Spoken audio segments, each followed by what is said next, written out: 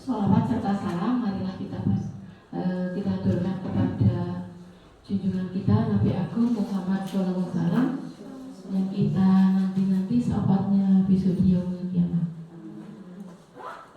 Ibu-ibu yang saya hormati, untuk pertemuan kali ini, rapat ini nanti kita akan diisi oleh ibu kita pemaparan modul yang nanti ilmunya bisa kita manfaatkan, semoga bermanfaat bagi kita.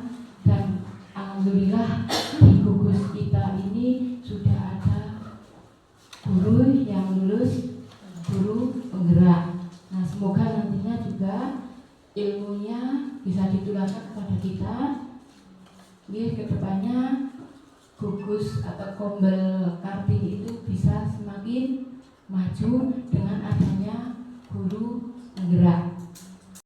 Assalamualaikum warahmatullahi wabarakatuh. Terima kasih kepada ibu-ibu anggota Kombel RA Kartini yang telah meluangkan waktunya pada siang hari ini. Apa kabar ibu-ibu semua? Baik. Kalau saya tanya apa kabar, jawabnya baik, alhamdulillah, luar biasa, Allahu Akbar. Gitu nggih? Ya kita biar fresh dulu. Apa kabar hari ini? Baik, alhamdulillah, luar biasa, Allahu Akbar. Terima kasih untuk ibu-ibu semua. Di sini saya akan menularkan, ya ibu-ibu, menularkan pemahaman yang telah saya dapat dari pendidikan guru penggerak yang telah saya ikuti, yaitu tentang budaya positif. Budaya positif itu mungkin ada yang sudah pernah dengar tentang budaya positif. Monggo, siapa yang pernah dengar? Budaya positif itu yang bagaimana, nggih? Budaya yang lebih baik. Budaya yang lebih baik. Apalagi budaya positif? Monggo bisa berpendapat, nggih. Ini kita hari ini mau belajar bersama dan saya juga dalam proses belajar, jadi kita bareng-bareng untuk belajar. Ini saya sedikit menularkan apa yang sudah saya dapatkan dari modul titik 14 tentang budaya positif. Kita lanjut saja, nggih. Budaya positif. Budaya positif merupakan perwujudan dari nilai-nilai atau keyakinan universal yang diterapkan sekolah. Budaya positif dapat mendorong murid untuk mampu berpikir, bertindak dan mencipta sebagai proses memerdekakan dirinya, sehingga murid mampu mandiri dan bertanggung jawab. Dari konsep budaya positif ini ada beberapa bagian. Untuk yang pertama yaitu perubahan paradigma belajar. Yang kedua ada disiplin positif. Yang ketiga kebutuhan dasar manusia. Yang keempat motivasi perilaku manusia. Yang kelima posisi kontrol guru. Yang keenam keyakinan kelas, dan yang terakhir segitiga restitusi. Nah, untuk hari ini kita akan sedikit membahas tentang ketujuh inti dari budaya positif tersebut. Untuk yang pertama, tentang pembelajaran dengan paradigma baru. Mungkin sudah tidak asing ya Bu tentang profil pelajar Pancasila. Ibu-ibu sudah melaksanakan tentang Merdeka Belajar ya ibu-ibu sudah dilaksanakan semuanya? Ya, sudah dilaksanakan. Kita sudah tahu profil pelajar Pancasila itu ada berapa ya Bu? Kok lemes? Semangat dong Bu. Ada berapa Bu? 6 ya, ada 6. Coba siapa apa saja budaya positif maaf. Profil pelajar Pancasila itu kreatif, mandiri, bernalar kritis, gotong royong, berkebinekaan global, beriman dan bertakwa pada Tuhan dan berakhlak mulia, dan yang terakhir adalah kreatif. Pembelajaran dengan paradigma baru merupakan pembelajaran yang dirancang berdasarkan prinsip pembelajaran berdiferensiasi,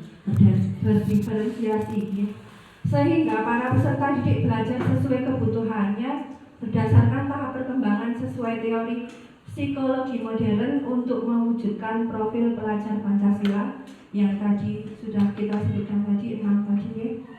Nah, untuk selanjutnya tentang disiplin positif. Disiplin positif, disiplin, monggo siapa yang tahu disiplin itu apa Bu? Taat peraturan, ya, ngomong boleh? Tertib, aturan. Iya, taat peraturan, tertib. Ada pendapat yang lain, kebiasaan, monggo yang lain pendapat disiplin. Nah, disiplin itu berkaitan dengan sikap, ya, sikap. Disiplin itu berkaitan dengan sikap, disiplin positif. Disiplin positif adalah pembiasaan hal yang baik yang mencakup sikap atau perilaku maupun tutur kata oleh seluruh warga di sekolah, terutama bagi murid agar dapat berkembang menjadi pribadi yang kritis, mandiri dan bertanggung jawab. Nah, ini disiplin positif itu bisa kita laksanakan di sekolah bukan hanya untuk murid tapi juga warga sekolah, ya, guru, mungkin bisa wali murid, ya, semua warga yang berkaitan dengan sekolah. Sebagai pendidik, tujuan kita adalah menciptakan peserta didik yang memiliki disiplin diri sehingga mereka berperilaku mengacu pada nilai-nilai kebajikan universal dan memiliki motivasi dalam diri menuju perubahan perilaku ke arah yang lebih baik. Nah, disiplin positif itu berguna atau bertujuan untuk mengarahkan sikap peserta didik atau murid ke arah yang lebih baik. Selanjutnya tentang kebutuhan dasar manusia. Kalau kebutuhan itu pasti sudah tahu ya kebutuhan itu apa? Karena manusia itu tetap mempunyai, semua manusia punya kebutuhan. Nah, ini ada kebutuhan dasar manusia. Kebutuhan dasar manusia itu ada 5. Merupakan sesuatu yang kita lakukan untuk mendapatkan apa yang kita inginkan. Seluruh tindakan yang kita lakukan memiliki tujuan. Semua usaha yang terbaik yang kita lakukan agar kebutuhan dasar kita terpenuhi dengan baik. Nah, coba siapa yang tahu kebutuhan dasar manusia? Monggo sinten, monggo berpendapat. Makan, pakaian, sandang, papan, makanan, pakaian, pendidikan. Nah, itu kebutuhan mungkin bisa dimasukkan dalam kebutuhan primer, ya, kebutuhan yang pokok. Nah, untuk yang kita bahas saat ini yaitu kebutuhan 5, ya, ada 5 kebutuhan dasar manusia. Yang pertama, bertahan hidup. Nah, tadi benar, bertahan hidup itu kita perlu makan, ya. Kita perlu makan, kita perlu pakaian, perlu tempat tinggal, perlu keamanan dan kesehatan. Nah, ini yang kebutuhan untuk bertahan hidup ini yang merupakan kebutuhan pokok dari manusia yang memang setiap harinya, setiap detik, setiap menit itu memang harus kita butuhkan. Untuk yang kedua yaitu kasih sayang dan rasa diterima. kasih sayang dan rasa diterima itu dipedulikan, ya, dipedulikan. Kita juga perlu saling peduli dan mempedulikan, berbagi, kerjasama dan menjadi bagian dalam kelompok. Nah, kita saat ini ada di ruangan ini juga ini termasuk kasih sayang dan rasa diterima, gitu. Karena kita saling berbagi, bekerja sama dengan satu dengan yang lainnya.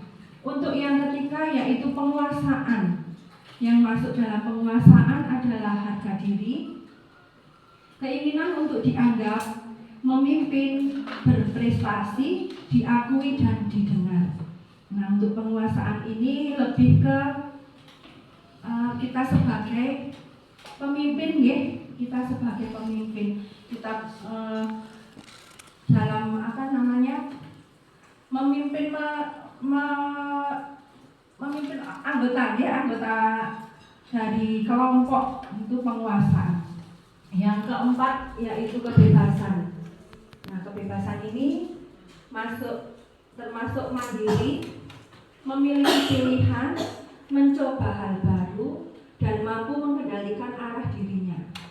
Nah, kebebasan ini dalam hal yang positif, ya, kebebasan untuk kita mengemukakan pendapat, untuk memilih, bukan kebebasan yang artiannya negatif, kita seenaknya saja, kita semaunya sendiri, bukan itu. Tapi ini lebih ke sikap yang positif, yaitu mandiri, kita punya pilihan dan kita punya pendapat, kita mencoba hal baru, karena manusia juga punya rasa ingin tahu, ya. Nah, itu kita bebas untuk ingin tahu apa yang kita tahu, yang pengen kita tahu, ya. Tapi dengan syarat kita juga harus mengendalikan diri sendiri. Ya, yang kelima yaitu kesenangan. Kesenangan yang masuk dalam kesenangan adalah bermain, humor, antusias dan tertawa. Nah, saya lihat hari ini kok kayaknya murung semua. Kesenangannya ada di mana ini? Hilangnya kemana? Jangan sepakat, ya, Ibu-ibu. Selanjutnya tentang motivasi perilaku manusia. Nah, ini yang mungkin kita masih awam, ya, untuk motivasi perilaku manusia ini, karena utamanya di TK, Ibu. Di TK itu sepertinya kalau tentang hukuman, tentang konsekuensi dan restitusi itu belum banyak diterapkan, ya. Nah, ini motivasi perilaku manusia yang pertama yaitu hukuman. Hukuman itu biasanya, coba saya ingin tahu, kalau di TK, di PAUD, apakah kita menghukum anak? Apakah kita sering menghukum anak? Menghukum. Apakah ada yang menghukum?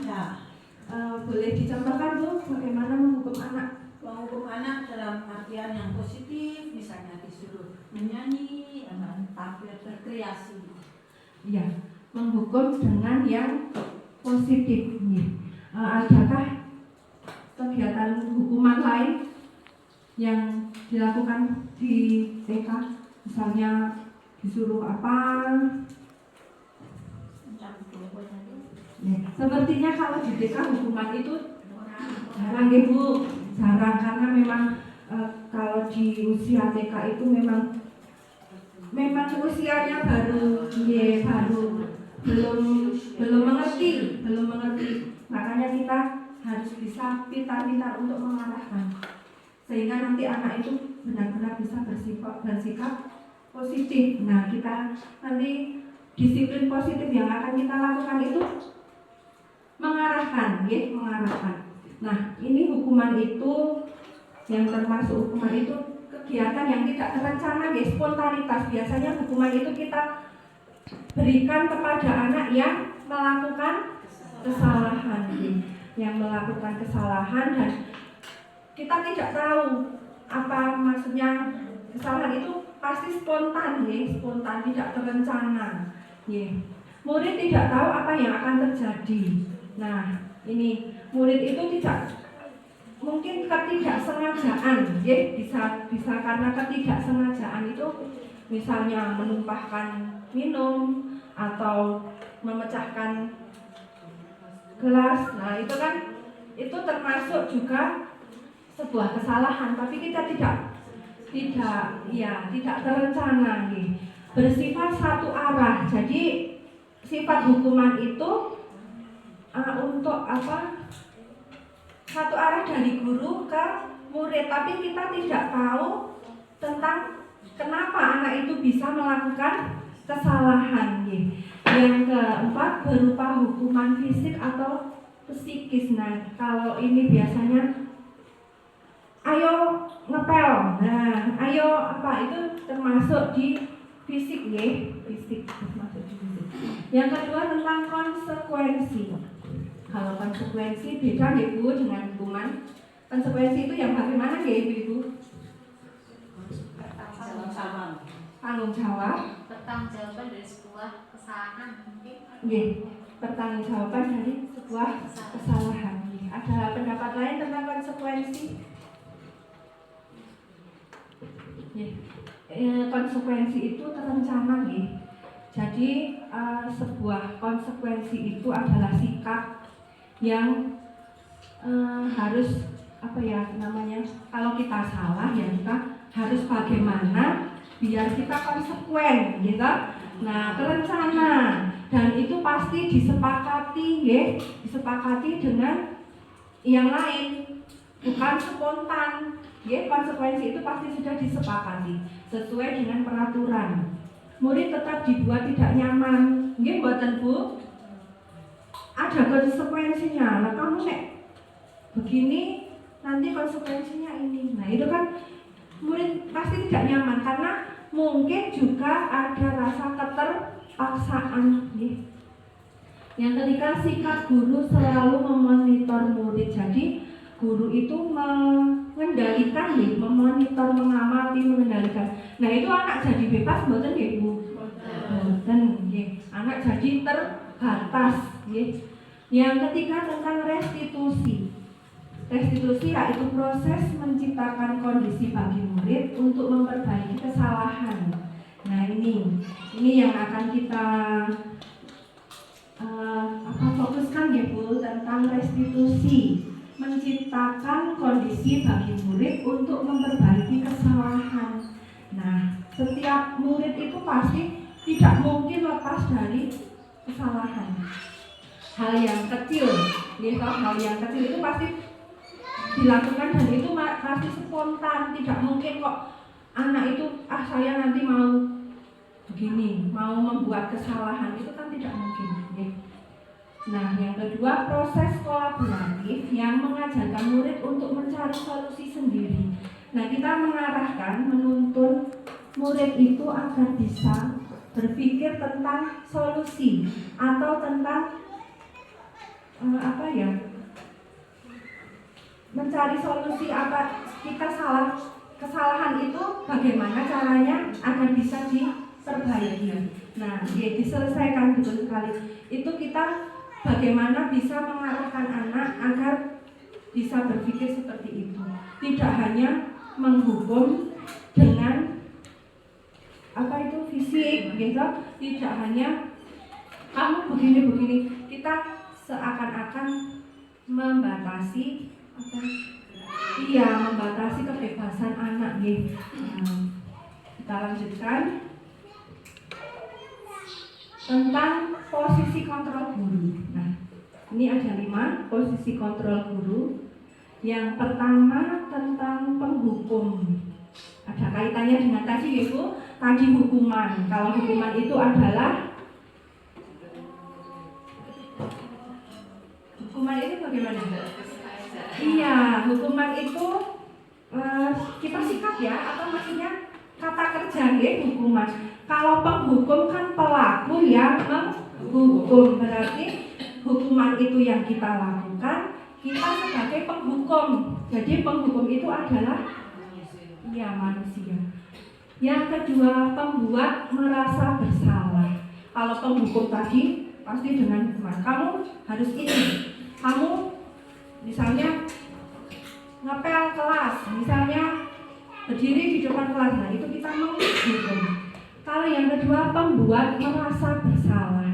membuat merasa bersalah itu sikap, mungkin dari kata-kata yang disampaikan ke anak sehingga anak itu merasa, oh saya ini ternyata seperti ini salah, seperti itu.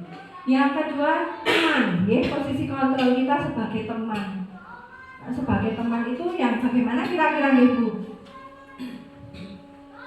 Kita sebagai teman, posisi kita sebagai teman.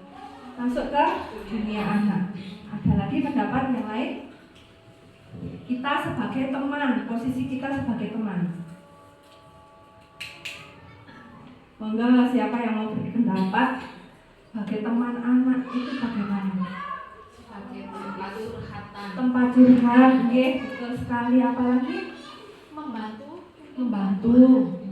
Nah, kita sebagai teman itu membantu anak sebagai tempat curhat. Nah, tapi saat anak melakukan kesalahan, apakah kita baik jika kita sebagai teman?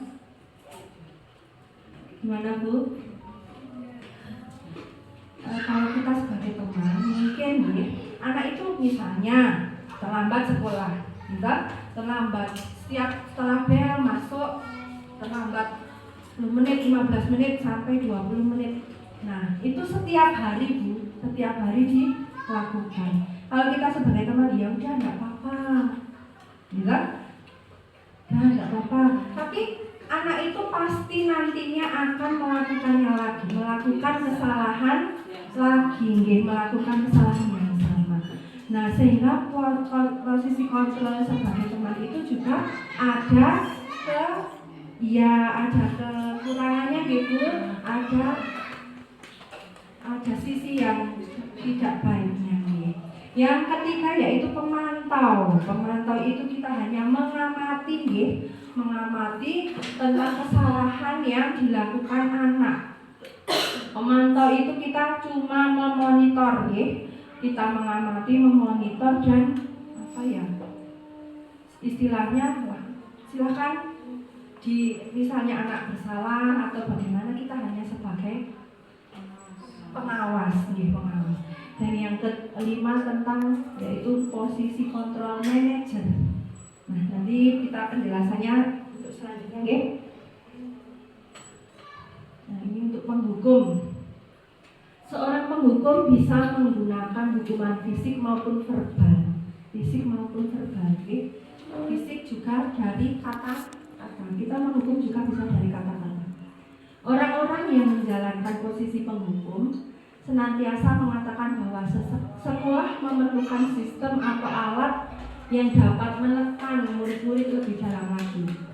Guru-guru yang menerapkan posisi penghukum akan berkata, patuhi aturan saya atau awas. Nah, mesti awas ada, kalau awas itu kira-kira kata yang bersifat apa Bu?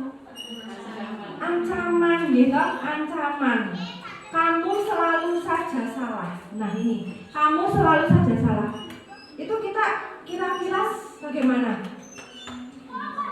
Positif nggak Bu? Betul karena bagaimana? Selalu menganggap kalau anak itu salah, menghakimi, istilahnya kita selalu menghakimi anak. Terus yang ketiga, pasti selalu yang terakhir selesai. Nah, ini tentang anak yang mungkin kegiatannya selesai paling akhir, selalu pasti kamu selesai. Nah, kalau anak digitukan itu kira-kira bagaimana Bu? Kira-kira? Ya, malu. Terus tertekan karena kita menganggap anak itu pasti selalu salah dan selalu tidak bisa menyelesaikan. Nah, guru yang seperti ini senantiasa percaya hanya ada satu cara pembelajaran yang berhasil, yaitu cara dia penghukum atau dengan nada suara yang tinggi, atau kita melotot, menunjuk-nunjuk. Nah, itu kita sebagai penghukum menghardik atau berkata-kata yang kasar. Ini ada contohnya, terlambat lagi, pasti terlambat lagi. Selalu saja akan terlambat. Kapan bisa datang tepat waktu. Nah ini kan kita mematikan anak. Coba ini tanyakan kepada diri Anda, bagaimana perasaan murid bila guru berbicara seperti itu pada saat datang terlambat? Pasti anaknya bagaimana, Bu? Takut, ya, nangis, apalagi anak TK, gitu. Anak TK terlambat dihadap di depan pintu, kamu lagi terlambat, pasti anaknya nangis, gitu. Nah, dari hasil ini kemungkinan murid itu akan apa? Marah, gitu. Marah, dia tidak terima karena dia selalu disalahkan, gitu. Terus dendam, pasti jadi punya aku kok selalu disalahkan gitu karo gurune iki. Ngoten niku nggih. Nah, terus anak malah bersifat agresif. Malah seenaknya sendiri. Restitusi, salah satu program yang dikembangkan adalah 5 posisi kontrol. 5 posisi kontrol dalam restitusi adalah proses perjalanan seorang pendidik agar dapat mengenali dirinya. Pada video kali ini, kita akan membahas tentang 5 posisi kontrol yang dikembangkan oleh Diane Gosson dan contoh penerapannya.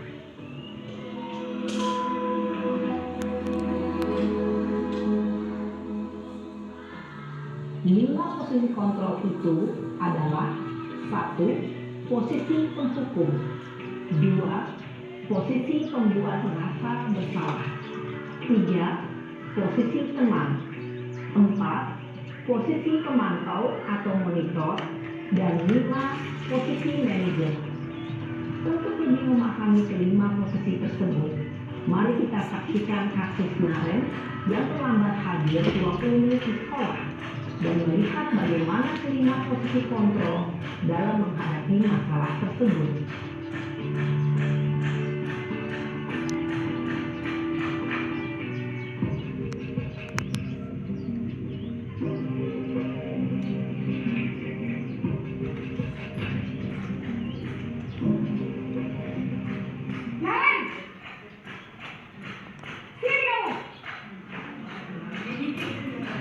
Selamat pagi, Bu. Selalu terlambat. Kamu deh, pasti terlambat. Maaf, Bu. Saya... Apa? Apa coba? Alasan kamu apa lagi? Kapan sih kamu tidak terlambat? Malas sekali ya kamu jadi anak. Saya... Dasar pemalas. Gak kapok-kapok sih kamu. Sudah berapa kali terlambat? Sana, kamu keliling lapangan basket 2 kali. Kenapa saya harus ke lapangan basket, Bu? Kenapa? Kamu melawan ibu. Berani-beraninya jawab. Sudah terlambat, masih berani jawab pula. Sekarang, keliling lapangan basket 5 kali sekalian. Biar kapok. Cepat. Pergi sana ke lapangan basket. Posisi penghukum biasanya berbicara dengan nada tinggi, menghardik, menunjuk-nunjuk, menyakiti, dan menyindir. Hukuman bisa berupa fisik maupun psikis. Ibu dan bapak guru hebat. Dampak yang terjadi pada murid ketika guru berada pada posisi penghukum adalah murid cenderung akan memberontak, bahkan menyimpan dendam.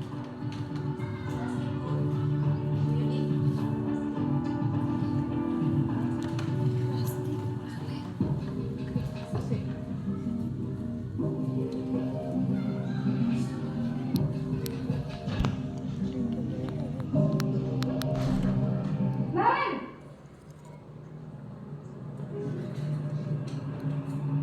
Selamat pagi, Bu. Naren! Kamu kenapa terlambat lagi, nak? Ya Tuhan, Naren. Kamu senang ya bikin ibu susah ya? Kalau kamu terlambat lagi, nanti ibu yang ditegur bapak kepala sekolah, nak. Disangka ibu tidak bisa membina kamu. Duh, gimana ini? Maaf, Bu. Duh, Gusti Naren. Kamu suka ya kalau ibu tegur bapak kepala sekolah? Terus, sekarang ibu harus tulis apa yang di buku Naren? Ini kamu sudah sering terlambat loh. Ibu harus apa coba? Maaf Bu, maaf sekali. Ya sudah, lain kali jangan bikin ibu susah lagi ya nak ya. Ibu tidak akan kuat lagi kalau kamu begini terus. Bisa jantung lagi kalau ibu tegur bapak kepala sekolah. Sekarang cepat kelas. Maaf ya Bu, maaf sekali. Posisi pembuat rasa bersalah berbicara dengan nada tenang, cenderung lembut. Namun kata-kata yang diutarakan membuat murid merasa menjadi orang yang gagal, memandang buruk dirinya sendiri, merasa tidak berharga, dan tidak sanggup membahagiakan orang lain. Ketika guru mengambil posisi pembuat rasa bersalah, murid akan menganggap dirinya yang bersalah dan ia akan menyimpan emosi negatif tersebut di dalam dirinya.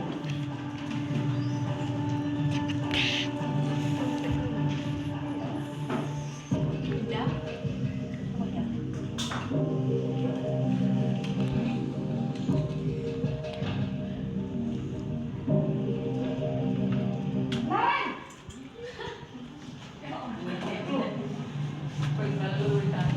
Selamat pagi Bu. Wah, udah jam berapa ini nak? Terlambat lagi ya sayang. Iya Bu, habis ibu saya lupa bangunkan saya Bu. Kamu malah menyalahkan ibu kamu. Kamu bukannya anak yang lari kencang. Kok terlambat sih? Iya Bu, saya memang terlambat bangun tadi. Jadi biarpun saya lari kencang, tetap gak kekejar Bu. Ya sudah sana, nanti lain kali larinya lebih kencang lagi ya. Biar gak terlambat lagi. Bikin senang ibu, demi ibu. Bisa kan? Bisa lah Bu. Ya sudah sana masuk kelas. Ibu beresin urusan absen kamu. Kamu ini ada-ada saja. Dalam posisi teman, guru berbicara dengan nada suara ramah, akrab, cenderung bersendah gurau untuk menjaga suasana tetap santai. Murid akan merasa senang, aman, dan akrab dengan guru. Identitas yang tercipta adalah identitas sukses atau berhasil. Namun, perlu diingat, karena ini masih dorongan eksternal, maka ada faktor ketergantungan dari murid kepada orang tertentu. Di sini guru absennya, sehingga di lain waktu murid bisa berperilaku baik, namun hanya kepada orang-orang tertentu saja.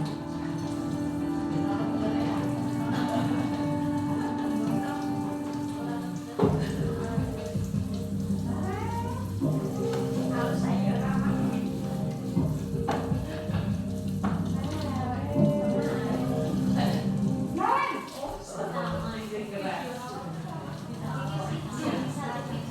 Selamat pagi Bu.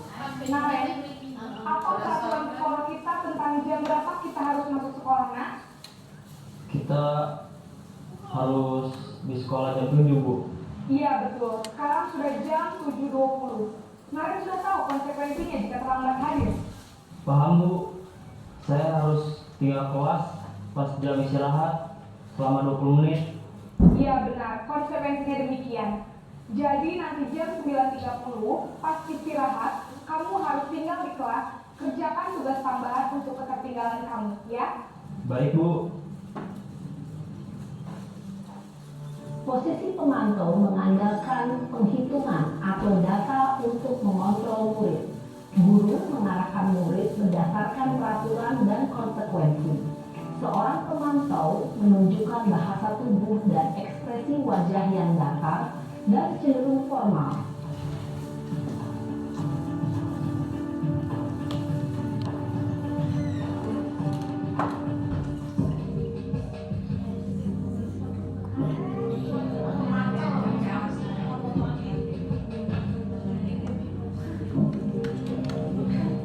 Naren!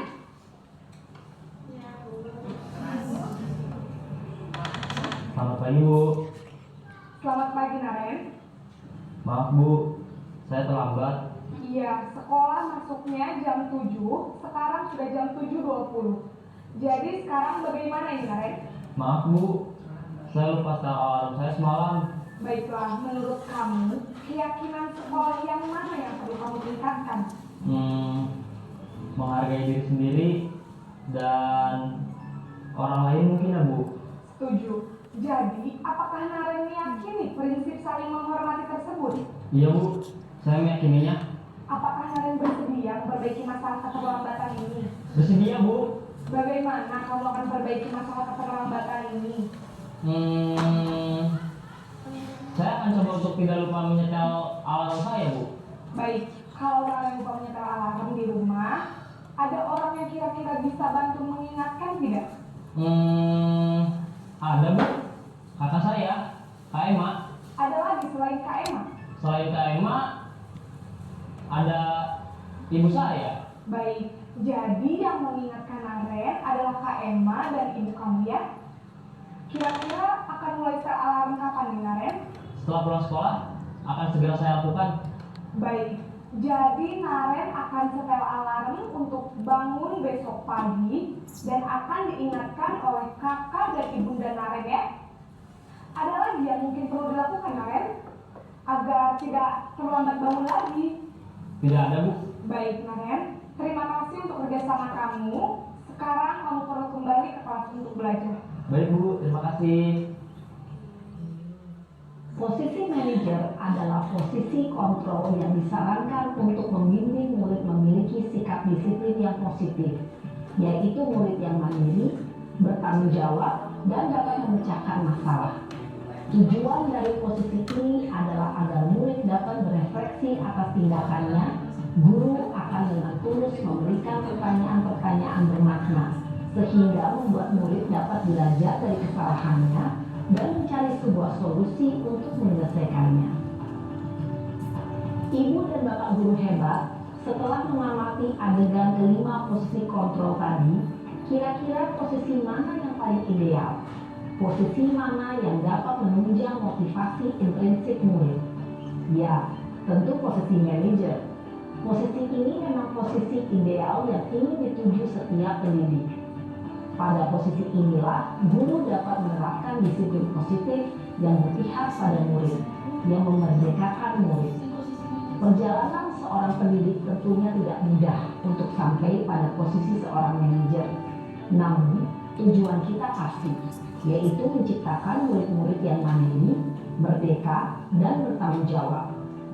Semoga penggambaran 5 posisi kontrol yang telah diperlihatkan ini dapat menjadi ajang refleksi bagi kita semua, agar dapat terus mengasah dan menerapkan disiplin positif yang memerdekakan murid. Mari terus berlatih dan bersemangat. Selamat menerapkan. Salam dan bahagia Ibu dan Bapak guru hebat.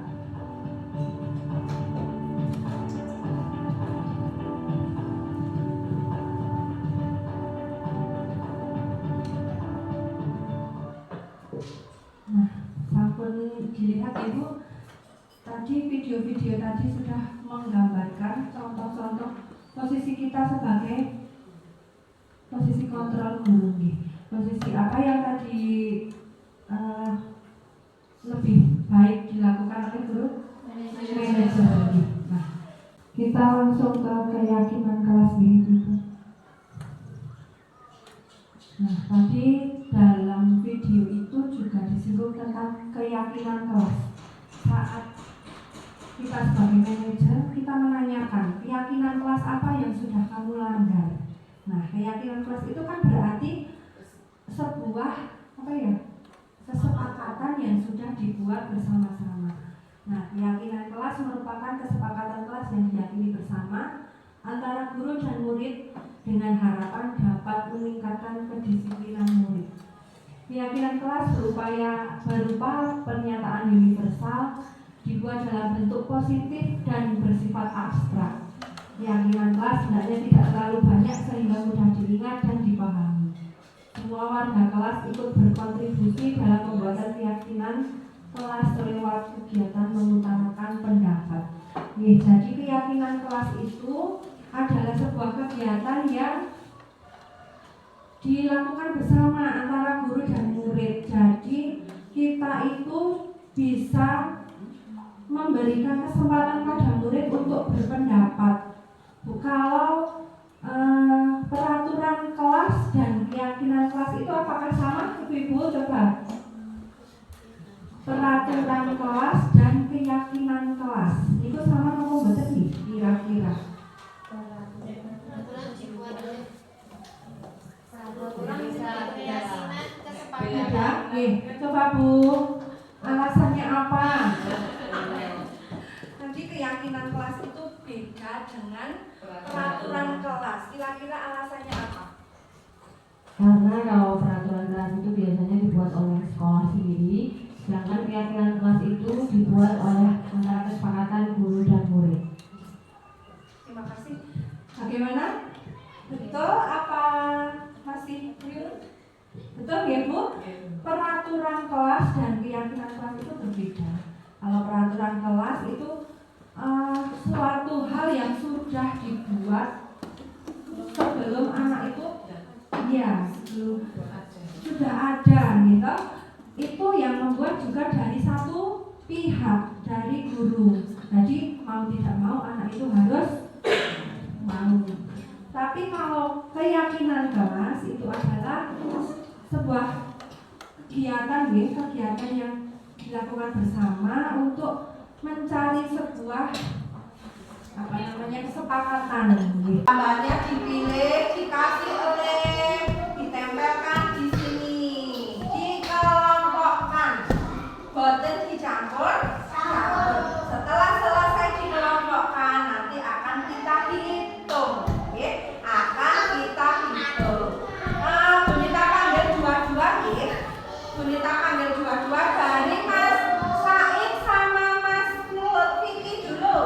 Ya, mau milih yang mana? Milihnya boleh lebih dari dua. Oke, sini pilih dulu. Saya kalau ini, terus nanti dikasih lem yang mana yang mau ditempel boleh ditempel di sini dikelompokkan. Ya, boleh milih 2 atau 3 atau 4 boleh dipilih. Gambarnya yang berbeda, boten sama, gambarnya yang berbeda, ya, gambarnya yang beda, ya, apalagi boleh ditempel. Tiga boleh, tiga boleh.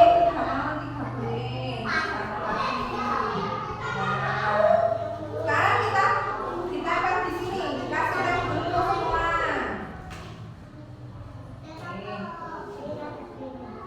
Dikasih lem dulu.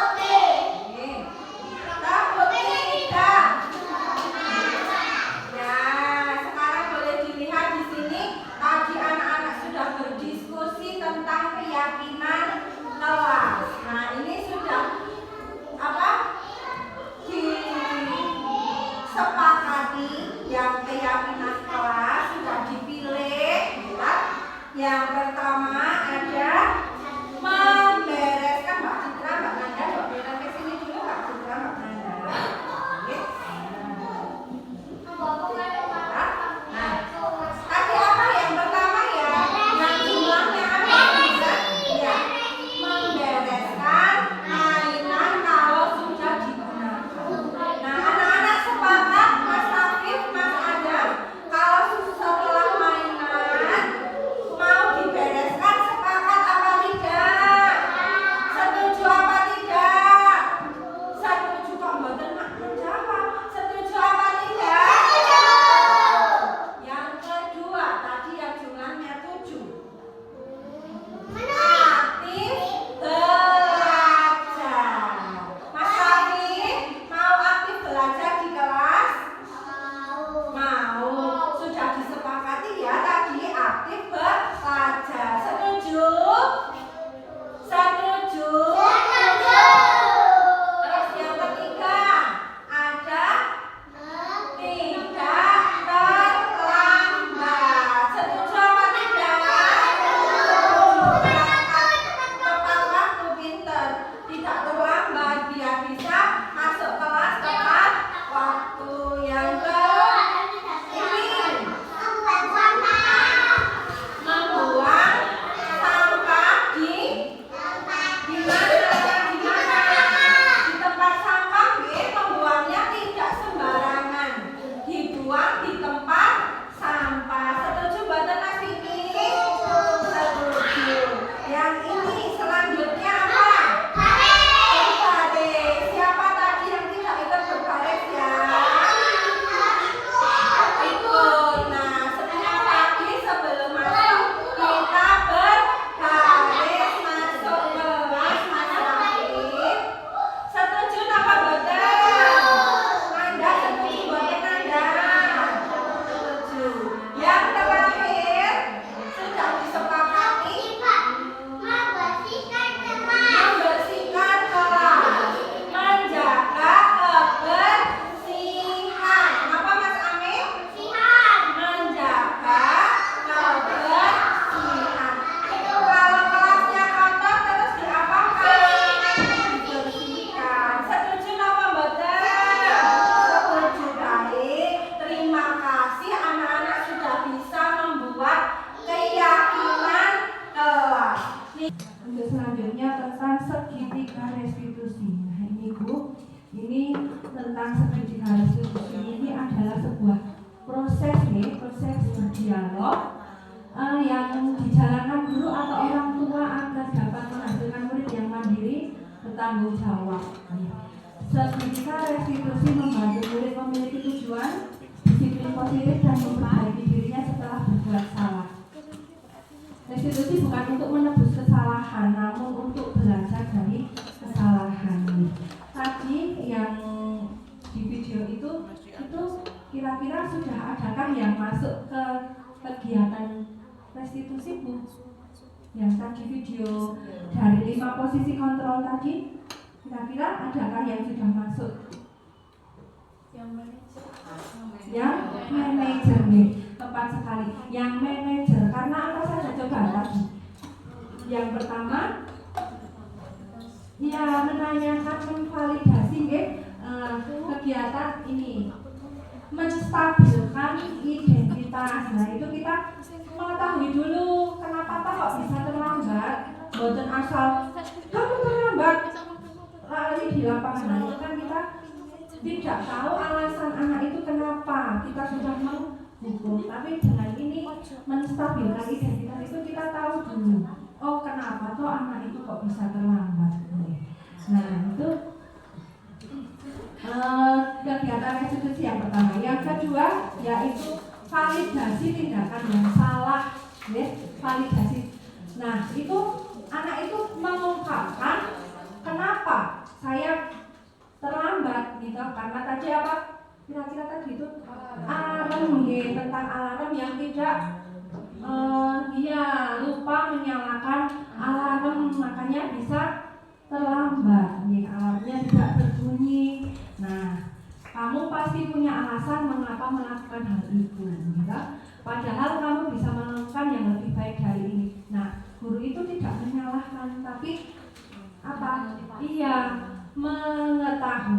agar anak itu bisa tahu, oh saya salahnya di sini. Ngerti nggih? Lanjut, menanyakan keyakinan. Nah, menanyakan keyakinan itu tentang keyakinan-keyakinan yang sudah dibuat. Misalnya tadi terlambat, ini tadi tidak ada ya Bu yang apa?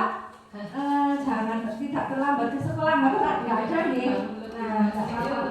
Nah, betul, itu bisa ditambah ya Bu.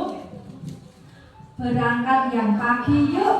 Nah, itu bisa masuk ke keyakinan kelas agar anak itu tidak terlambat, gitu. Nah, bisa. Terus tadi saat di posisi manajer itu ditanyakan buatan tadi. Iya, ditanyakan. Keyakinan apa yang sudah kamu langgar, gitu.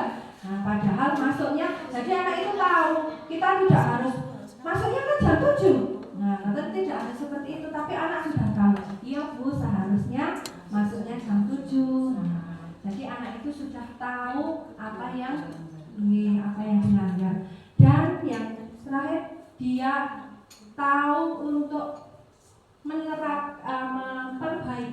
memperbaiki apa yang seharusnya yang salah tadi, gitu.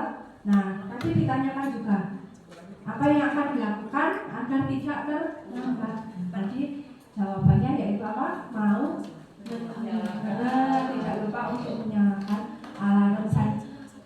Ada lagi tadi yang mengingatkan, ya, ada yang mengingatkan agar tidak bangun kesiangan. Oh iya, Mas Ilham, Bunita memanggil Mas Ilham di sini karena kemarin itu Bunita lihat Mas Ilham tidur di dalam kelas ya. Iya.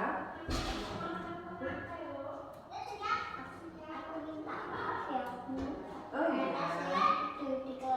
Mungkin nggak apa-apa Mas Ilham. Mas Ilham itu tidak apa-apa, sudah berbuat salah.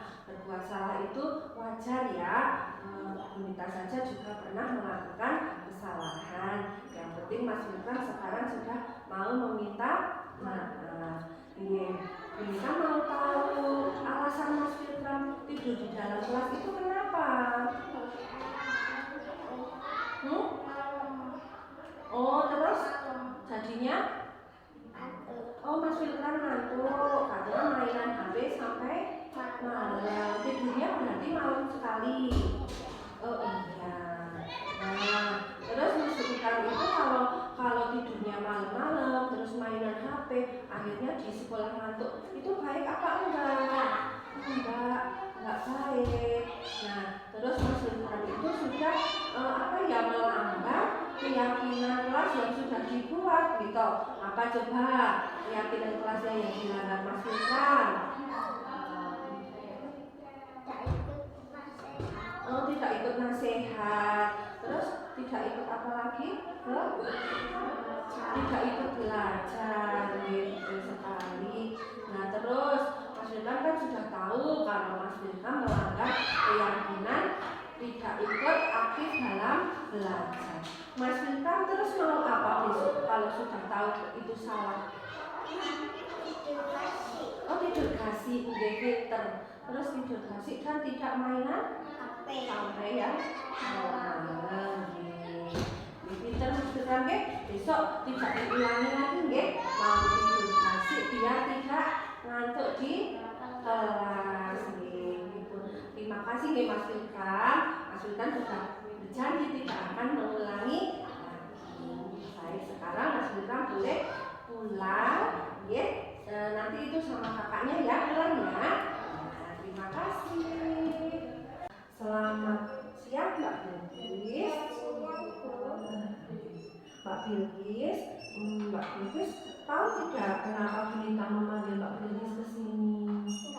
Oh, nggak tahu. Nah, ini Mbak Bilqis itu kemarin sering sekali terlambat sekolah. Iya Mbak? Iya. Nah, terus aku mau minta maaf Bu. Oh ya, baik. Mbak Bilqis sudah tahu ya kalau Mbak Bilqis itu terlambat dan itu tidak Baik, tapi Mbak Bilkis sudah mau meminta maaf. Iya, terlambat itu memang tidak baik, tapi setiap orang pasti punya kesalahan, tidak apa-apa. Nah, sekarang kita mau tahu Mbak Bilkis itu kenapa kok bisa terlambat? Oh, nungguin Mbak menyiapkan baju dan makanan. Oh, berarti Mbak Bilkis sekarang tinggalnya sama Mbak. Ayah dan ibunya Mbak Bilkis kemana? Oh, di Jakarta. Di sana bekerja. Oh iya, di sana bekerja.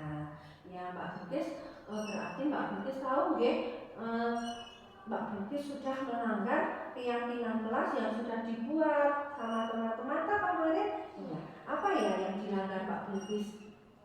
Oh, terlambat sekolah. Pintar sekali nih. Mbak Bilkis sudah melanggar keyakinan kelas bahwa tidak boleh terlambat sekolah. Nah, sekarang Mbak Bilkis sudah tahu kalau Mbak Bilkis itu salah. Sekarang Mbak Bilkis mau gimana besoknya? Nggak mengulangi. Iya, pintar. Apa yang akan dilakukan Mbak Bilkis besok? Kasih. Terus ganti bajunya sendiri, mandi sendiri, makan sendiri. Nggih, pinter. Harus bisa mandiri. Tidak boleh menggantungkan sama Mbak gitu. Karena Mbak itu banyak pekerjaan lagi. Nah, Mbak Bilkis harus mandiri nggih, mandi sendiri. Nah, pinter Mbak Bilkis sudah tahu besok kalau tidak boleh mengulangi dan mau mandi. Terima kasih ya Pak Bilkis. Pak Bilkis sudah menjelaskan tentang kesalahan dari Pak Bilkis.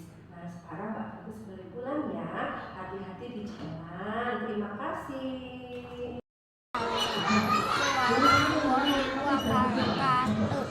Nama saya Bunda.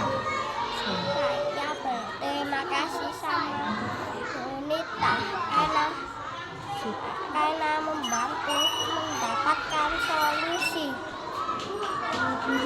Assalamualaikum warahmatullahi wabarakatuh. Nama saya Bilkis. Terima kasih Bunita karena gak memarahi saya dan membantu saya mengatasi masalah saya. Nah, kita buka untuk tanya jawab dulu. Kira-kira siapa yang mau bertanya? Ini monggo dipersilakan, satu atau dua yang mau bertanya. Ini Bu, cara mengatasi anak yang aktif di dalam kelas. Oh ya. Ini aja Bu. Ya, cara mengatasi anak yang aktif. Terima kasih Bu Endar. Pertanyaannya, cara mengatasi anak yang aktif. Aktif itu dalam hal yang positif atau negatif Bu Endar? Negatif. Oh, negatif. Misalnya mainan hijau. Oh, iya. Itu berarti anak itu tidak melakukan kesalahan ya, kayak seperti itu, karena itu adalah sebuah kebiasaan yang bukan tidak baik, kurang baik. Kalau itu kira-kira kalau kita terapkan segitiga restitusi bisa nggak Bu? Kita sebagai manajer, kita terapkan segitiga restitusinya. Yang pertama, kita tanyain, Dek, Mas, Mbak, kamu kenapa toh kok lari-larian terus? Nah, kamu kenapa toh kok naik-naik meja? Nah, itu kita tanyakan. Jangan langsung, kamu nggak boleh naik meja. Nggak boleh, Bu. Tapi kita tanyakan dulu, kenapa kamu kok naik meja? Pasti anak itu punya jawaban. Misalnya, saya kok bosan Bu, gitu. Biasanya anak kan seperti itu. Saya bosan Bu. Nah, lalu kita yang kedua tadi sudah menstabilkan, dan yang kedua tadi validasi tindakan yang salah. Mas, Mbak, kalau naik meja itu kira-kira bagus nggak sih? Baik apa tidak? Sopan apa tidak? Anak pasti akan timbul. Oh, berpikir ya. Oh iya, kalau seperti ini saya itu tidak baik. tidak sopan. Nah itu nanti jangan kok langsung naik meja itu kan nggak baik toh, naik meja itu kan nggak sopan. Nah itu kita sudah menjatuhkan gitu. Tadi yang identitas gagal itu. Nah tapi kita tanyakan dulu, ini baik nggak toh kalau naik meja. Nah itu. Yang selanjutnya terus kita tanyakan tentang keyakinan kelasnya. Kita sudah sepakat Dek kemarin kan sudah diskusi sama teman-teman, kalau sedang belajar, kalau sedang kegiatan itu dikerjakan, diikuti, harus selesai, bukan harus selesai tapi diselesaikan. Jangan harus itu sepertinya kirang gitu. Nah seperti itu. Nah nanti kalau sudah anak tahu, oh iya ternyata saya melanggar peraturan, pasti anak itu, oh teman-temannya kok mengerjakan sedangkan saya malah bermain sendiri. Nanti pasti akan timbul, oh saya harusnya yang baik seperti ini. Jangan kita terus langsung itu, ini kamu ini dikerjakan, itu nanti anak malah rasanya kebebasannya itu dibatasi seperti itu.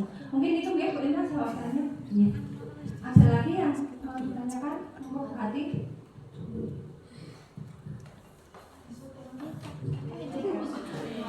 Edan pada Bu Rita, ini untuk mengatasi anak yang sudah berperilaku negatif, untuk kita merubahnya menjadi positif itu sudah jadi kebiasaan, bagaimana caranya?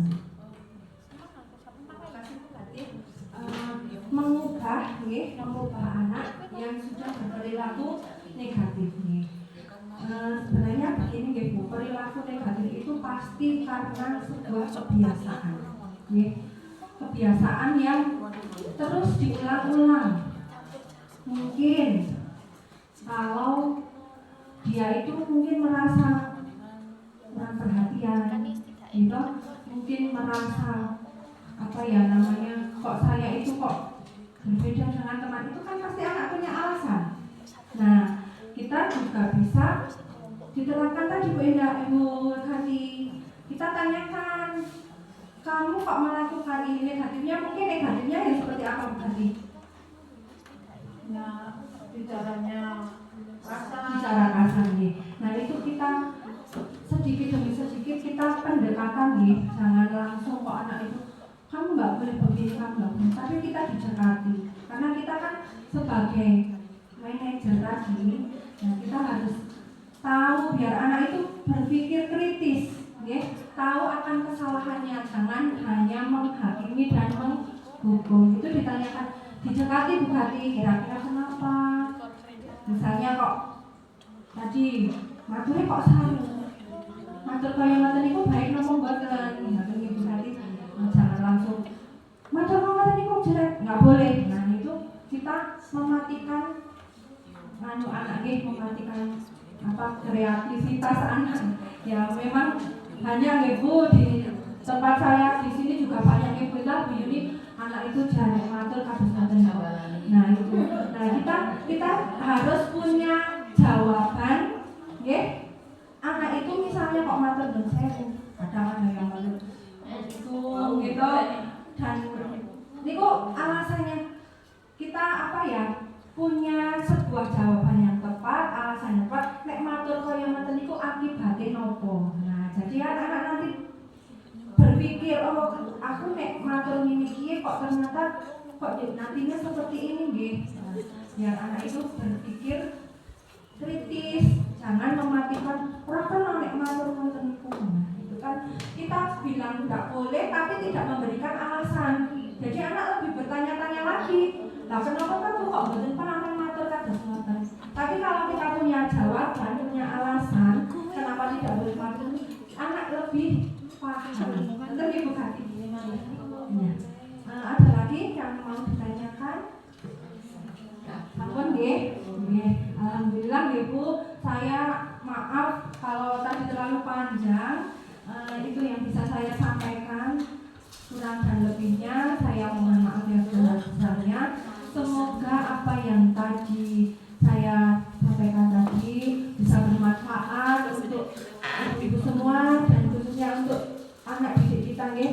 agar anak didik kita lebih baik, menjadi sekolah yang lebih